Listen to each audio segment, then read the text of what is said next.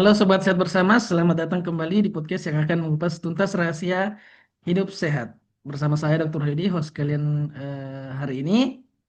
Di episode kali ini kita akan membahas mengenai inisiatif luar biasa dari pemerintah pusat yang sedang digalakkan di beberapa daerah di seluruh Nusantara ya. Program makanan bergizi gratis. Program ini bukan hanya soal memberi makan, tetapi juga tentang menanggulangi masalah gizi dan kesehatan. Untuk membahasnya, kita sudah kedatangan tiga narasumber hebat dari kalangan medis dan satu narasumber dari birokrasi. Di sini ada Dr. Cynthia, selamat datang dok. Ya, terima kasih Dokter Wahyudi. Di sini juga ada Dr. Mirsad, seorang dokter anak. Halo dok. Halo dok, selamat malam, selamat malam sejawat dan narasumber. Ada juga Dr. Kadek selaku dokter umum yang sering berhadapan langsung ya dengan masyarakat. Halo dok, selamat malam. Halo dok, senang berbagi dok. Selamat malam Dan yang semua. terakhir ada Ibu Dian dari PTSP yang akan menjelaskan sisi birokrasinya. Selamat datang Ibu Dian. Selamat malam dok. Oke, langsung saja kita masuk ke topik pembahasan pertama terkait dampak gizi buruk, buruk dan manfaat program ya. Jadi di sini Dokter Mirsad sebagai dokter anak nanti kita akan mendengarkan tanggapan beliau bagaimana melihat dampak kekurangan gizi pada tumbuh kembang anak dari perspektif eh, medisnya ya. Silahkan dokter, bagaimana tanggapannya? Ya, Bismillahirrahmanirrahim. Assalamualaikum warahmatullahi wabarakatuh dan selamat malam, Om Swastiastu.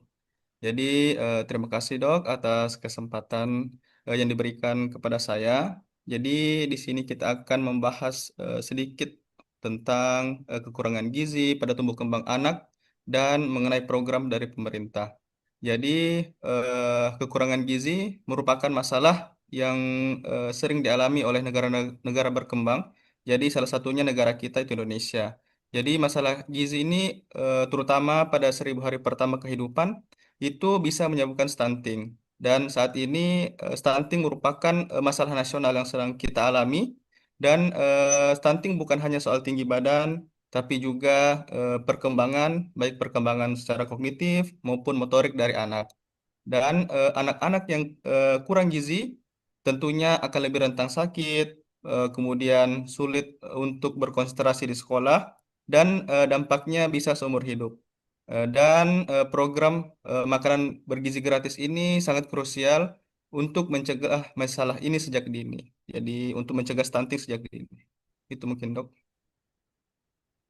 Oke, terima kasih Dokter Mirsad tanggapan yang luar biasa dan penyampaian yang luar biasa dari topik pertama. Selanjutnya kita akan mendengar dari perspektif eh, ahli gizi yaitu ada di sini Dokter Cynthia.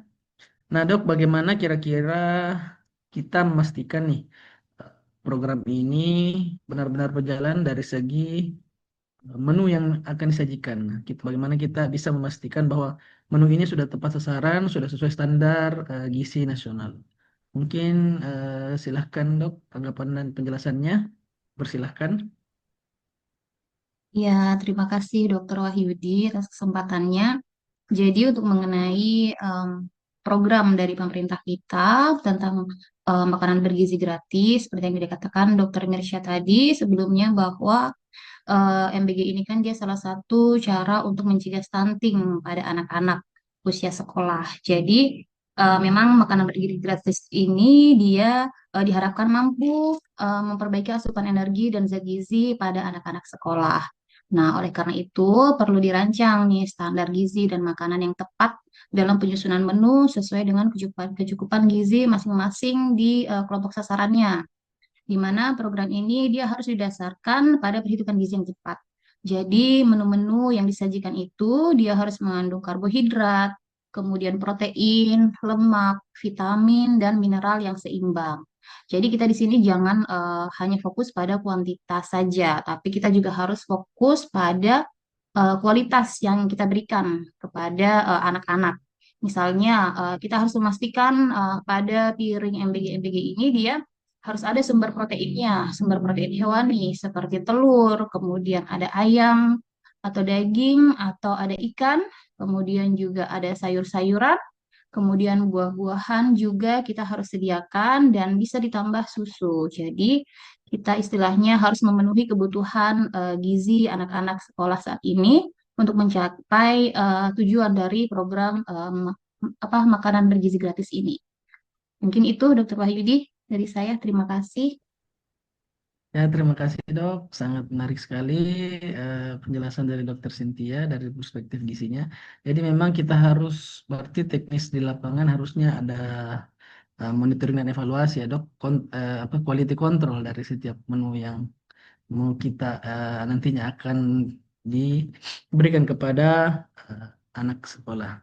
Selanjutnya kita akan lanjut ke topik dari sisi teknis dan manfaat lainnya. Di sini sudah ada Dokter KD selaku dokter umum di FKTP, yang dimana beliau sering bertemu pasien anak usia produktif ya, baik bahkan sampai lansia.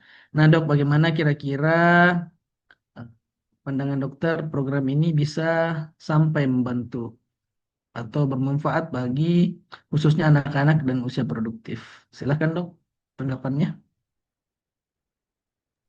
Baik dokter, terima kasih. Sebagaimana kita tahu ya dok, gizi seimbang itu sangat penting. Bukan hanya di kalangan anak-anak, tapi penting juga untuk di semua kalangan usia. Misalnya pada lansia, gizi ini juga baik membantu mencegah penyakit degeneratif seperti diabetes, hipertensi. Nah, pada orang-orang dewasa yang usia produktif, biasanya gizi seimbang, gizi yang baik itu akan meningkatkan imunitas dan produktivitas kita dalam bekerja. Selain itu, sisi positif program ini itu bisa menjadi salah satu cara untuk memastikan masyarakat tidak hanya kenyang tetapi juga sehat, Dok. Begitu.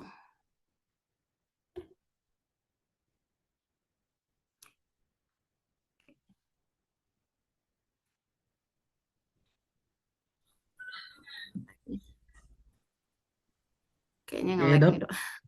Ya, Siap. mungkin ada sedikit kendala teknis, enggak apa-apa. Kita lanjut lagi. Terima kasih atas penjelasannya, Dokter Kade. Selanjutnya kita di sini sudah ada hadir Ibu Dian selaku dari sisi birokrasi. Nah, bagaimana kira-kira menurut Ibu nih, bagaimana program ini agar bisa tepat sasaran nantinya ketika sudah berjalan di tiap-tiap daerah di Indonesia, di pelosok ya khususnya. Silakan Bu. Ya, baik. Terima kasih untuk kesempatannya, Pak Dokter. Jadi di sini bagaimana program ini dijalankan agar tepat sasaran. Kalau dari PT SP sendiri, kami berusaha menyederhanakan proses perizinan bagi pihak-pihak swasta ataupun komunitas-komunitas yang ingin mendukung kelancaran program MBG ini. Dengan cara bagaimana kami mengurangi metode manual dan beralih ke sistem. Jadi dengan harapan agar tidak ada lagi alasan dari pengurus untuk menunda pengurusan penerbitan izin mereka. Seperti itu, Dok. Oh ya, terima kasih Bu. Jadi administratifnya yang lebih dipermudah lagi atau di apa lagi di teknologi, menggunakan teknologi berarti ya, tidak manual Iya, lagi. Dok. Kami Oke, usahakan. makasih luar biasa tanggapannya semua materi. Selanjutnya mungkin saya akan mendengar beberapa harapan atau pandangan lagi tentang kira-kira apa nih tantangan ke depan yang terkait dengan program ini. Saya persilakan Dokter Cynthia, kira-kira apa tantangan terbesar atau terberat dalam menjaga keberlanjutan program ini? Karena kan program ini untuk mencapai target apa menurunkan angka stunting, mencapai memenuhi kebutuhan gizi nasional itu kan artinya program jangka panjang. Nah, kira-kira apa nih tantangannya dok? Kalau dari pandangan Dokter Cynthia, silahkan. Ya, terima kasih Dokter Wahyudi. Mungkin kalau untuk pribadi dari bagian gizi ya, dari saya sendiri, program ini kan dia merupakan program yang bukan kita bisa bilang bukan program kecil ya. Jadi ini menuju Indonesia Sehat 2045. Jadi sebenarnya tantangan terbesar dari program ini dia adalah konsistensi dan pengawasan. Jadi bagian gizi ini dia harus konsisten nih menyediakan bahan pangan atau bahan menu yang akan diterapkan per siklus menu, kemudian mengidentifikasi jenis bahan pangan apa saja yang akan digunakan untuk makanan bergizi gratis ini, kemudian memastikan kualitas bahan makanan tersebut tetap terjaga dengan baik agar tidak terjadi kejadian yang sedang ramai terjadi ya beberapa bulan belakangan ini mengenai keracunan anak-anak sekolah eh, karena konsumsi makanan bergizi gratis. Jadi kita dari pihak gizi harus memperhatikan betul apa yang harus bahan-bahan makanan yang kita gunakan. Kemudian selain itu juga edukasi kepada masyarakat juga penting.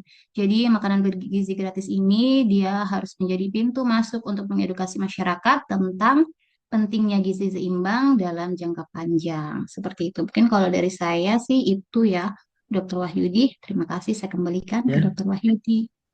terima kasih dok atas tanggapannya.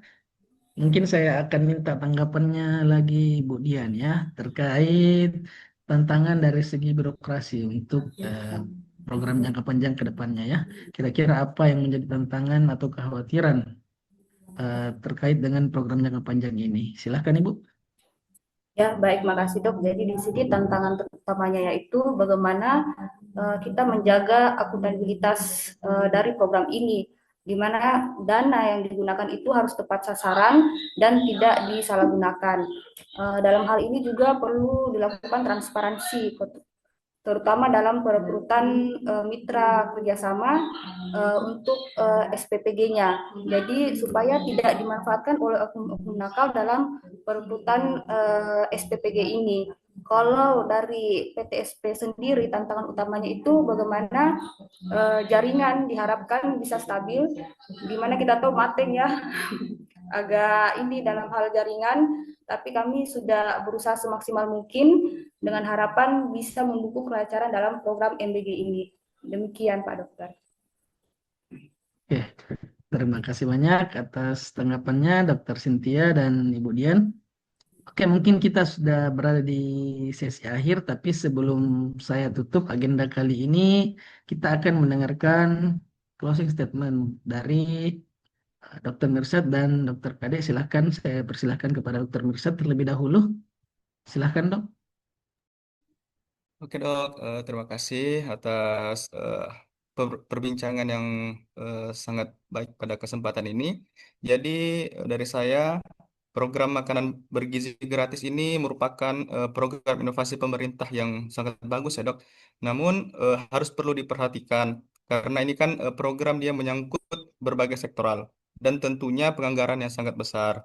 Jadi saran saya, targetnya itu bukan hanya dari segi kuantitas yang dikejar, namun harus dari segi kualitas, terutama cakupan gizi yang tadi telah kita bahas, yang telah dijelaskan oleh Dr. Cynthia. Dan tentunya untuk anak sendiri sangat banyak dampaknya, dampak positifnya. Yang pertama tentunya pencegahan gizi buruk dan stunting yang sekarang lagi sedang gencar-gencarnya ya di program dari pemerintah. Tentunya program makan gratis ini sangat membantu anak-anak, jadi terutama dari keluarga yang kurang mampu, agar kebutuhan gizinya lebih terjamin. Terus yang kedua, bisa meningkatkan konsentrasi belajar. Jadi anak-anak yang mendapatkan asupan gizi ini tentunya dia bisa lebih fokus belajar, tentunya untuk target Indonesia Emas 2045. Dan yang terakhir tentunya pemerataan akses. Jadi di sekolah itu anak-anak yang usia produktif, banyak terjadi kesenjangan. Jadi program ini bisa mengurangi kesenjangan antara anak dari keluarga yang mampu maupun yang tidak mampu dalam pemenuhan gizinya. Ya, mungkin itu dok ya. Terima kasih. Ya, terima kasih tanggapan luar biasanya Dr. Mirsad. Langsung saja saya persilahkan Dr. Kade. Ada closing statement dok. Baik, Dok. Terima kasih sudah dijabarkan tadi secara jelas juga sama Dr. Mirsad. Mungkin saya di sini menambahkan sedikit saja untuk jadi ayo kita sama-sama mendukung program pemerintah kita ini agar bisa tepat sasaran dan tepat guna. Karena kita adalah apa yang kita makan. Jadi maksudnya kondisi kesehatan kita dipengaruhi oleh apa yang kita makan. Gitu, Dok.